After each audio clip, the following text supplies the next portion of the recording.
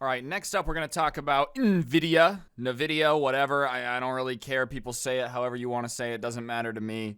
Regardless, they are going to be releasing the 4 series of cards, which is going to be like the 4090. I think 3090s are still relatively hard to find. I can find them in stock, like if I spend a lot of time looking, but considering the 3 series haven't been in stock, especially with all the pandemic craziness, I'm surprised they're launching the 4 series as soon as they are. And on top of it, they're really going to be pricing a lot of people out because it's going to be even more expensive than the 3 series cards were. And I don't know if that's going to backfire just because I feel like crypto mining is not necessarily as booming as it was, and I think that was driving a lot of the demand for the old cards. Nvidia betting hike won't deter core gamers holding out for its next-gen chip.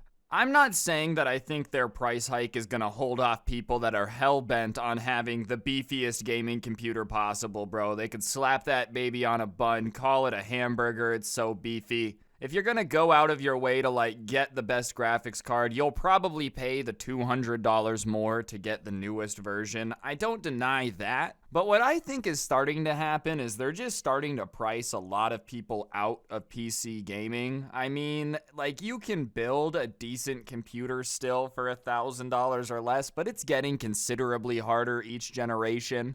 And I feel like what might start to happen is almost what was starting to go away for a bit, where I feel like the barrier to entry for a while on PC gaming was getting lower and lower, cheaper and cheaper, and for whatever reason the last year or two, top of the line stuff, the price just seems to keep going upward. And listen, when you start talking about individual pieces and parts getting near the $2,000 mark, it's nuts to assume anyone that's not a full-grown adult with a 40-hour-a-week job is going to be able to afford it, and even then, it's not cheap.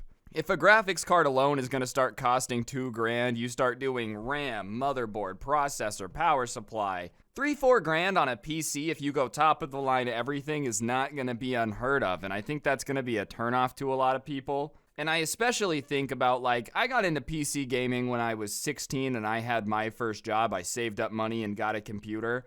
You know how long it would have taken me to save up $4,000 working a minimum wage job in high school while paying for gas and stuff like that? An insanely long time. I don't know. I think that's why I'm so into PC gaming is because I've been doing it for a long time. And I think if you let people not be able to afford a PC till they're 30 when they have a mortgage and kids, they're not going to want to play it anyways and not be interested. I just feel like continually hiking the price just raises the barrier to entry, which isn't good. I'm not saying they shouldn't have high-end stuff. I just feel like getting more people on board at the lower tiers eventually creates more high-end consumers. You know what I'm saying? In order to have a bunch of people to spend $4,000, you need to have 8 times that amount spending $300. Lovelace, which is just code word for the 4090 and the 4 series, succeeds Ampere, which is the 3 series, which was unveiled May 2020, about 2 months into the COVID-19 pandemic amid strong demand for gaming cords. When the Ampere-based gaming cards were introduced in September 2020, the top-of-the-line 3090 listed for $1,499 and the mid-tier 3080 at $699.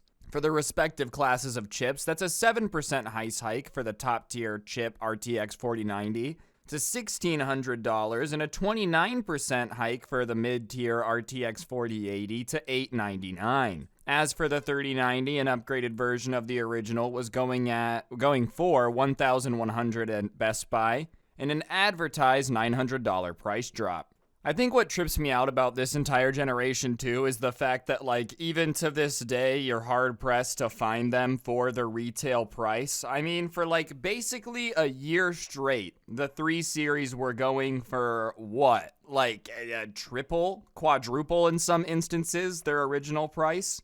So maybe that's why this trips me out so much, is that I didn't pay resale for a graphics card, but it feels like even this last generation that's 2 years old, most people can't get their hands on as is.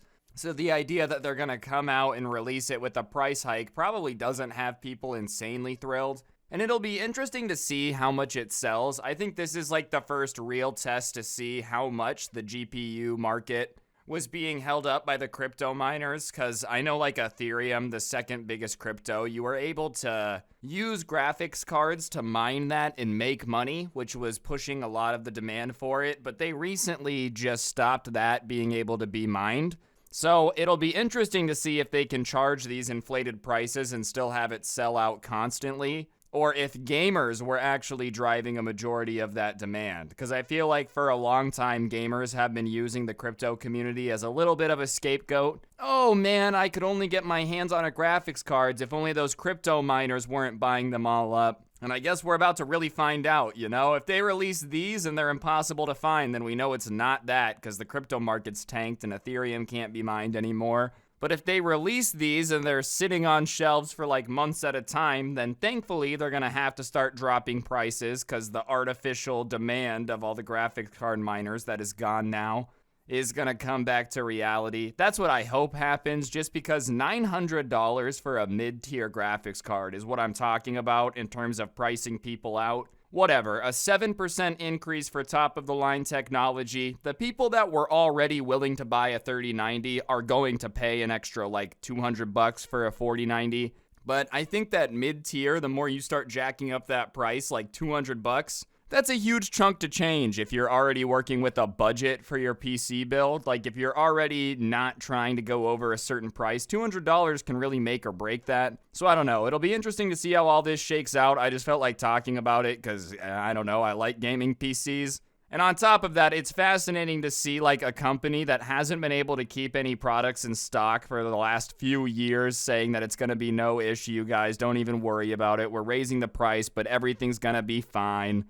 I don't know. If there's one company that I don't really trust what they say, it's Nvidia. No offense to them. They make great graphics cards. But every time they've said, oh, you guys are going to be able to start getting these in stock, don't worry. Or like, nah, don't sweat it. Everything's going to be fine. It tends to not be fine. That's just tech companies in general. I feel like they used to have the best slogans. Like, didn't Google's used to be "Don't be evil"? And now I feel like all the tech companies are just very slowly becoming like James Bond evil corporation caricatures of themselves. We'll just keep raising the prices because these idiots will buy anything. It's almost like a CEO from a comedy movie that's just not appreciating the customers he has, and he's going to have a huge change of heart. Maybe the CEO of Nvidia will get Scrooge McDucked and he'll have like that Christmas Carol experience come out of it all. I need to give graphics cards away for free.